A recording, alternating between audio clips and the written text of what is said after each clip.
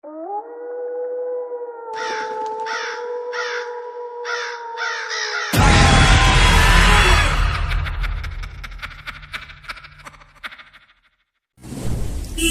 कहानी एक सच्ची घटना पे आधारित है। Hello guys, welcome back to my channel.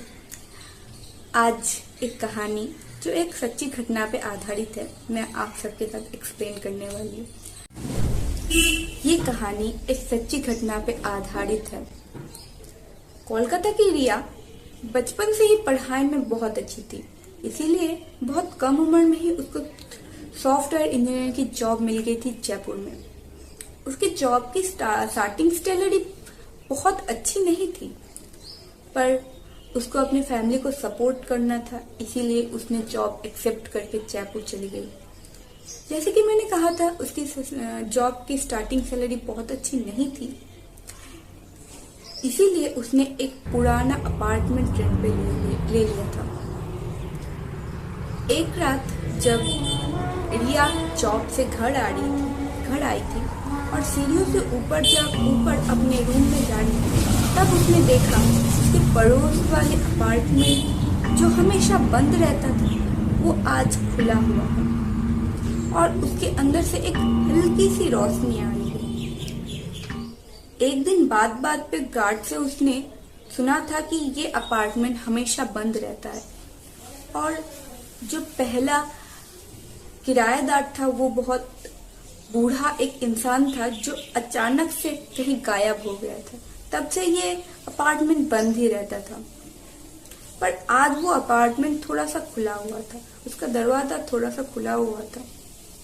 उसने उतना ख्याल नहीं दिया क्योंकि वो बहुत थकी हुई थी पूरे दिन के काम से। अपने रूम में चली गई। उसने रात बहुत हो गई थी, इसलिए वो जल्दी सो गई, पर ठीक 2 बजे उसकी नींद टूट गई और उसको आवाजें आने लगी। पास के अपार्टमेंट से कोई फर्नीचर खींच रहा है, या फिर कुर्सी पटक रहा है, या फिर भारी कदमों की आवाज। उसके दूसरे दिन वो जब नीचे जा रही थी, ऑफिस जाने के लिए निकल गई थी, तब उसने गार्ड से पूछा कि 402 में कौन आया है। गार्ड ने आशंका दिखाते हुए बोला, मैडम 402 में तो कोई नहीं रहता, वो तो सालों से बंद पड़ा है। उसने उतना ख्याल नहीं किया और ऑफिस की तरफ चली गई।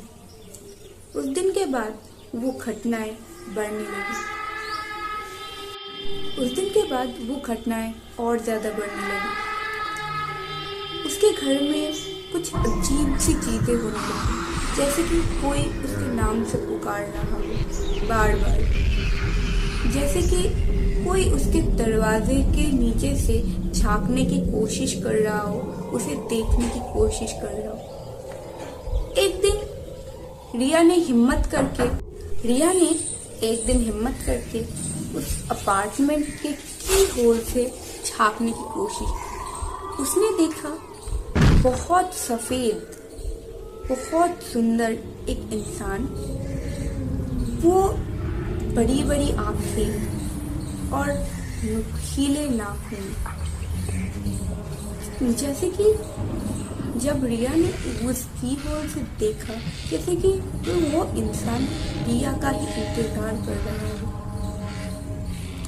रिया चीख पड़ी और भाग के नीचे जाकर भाग के नीचे गई और जब गार्ड को ऊपर लाया, गार्ड ने रूम का दरवाजा खोला, पर उसने देखा कहीं भी फर्नीचर नहीं है।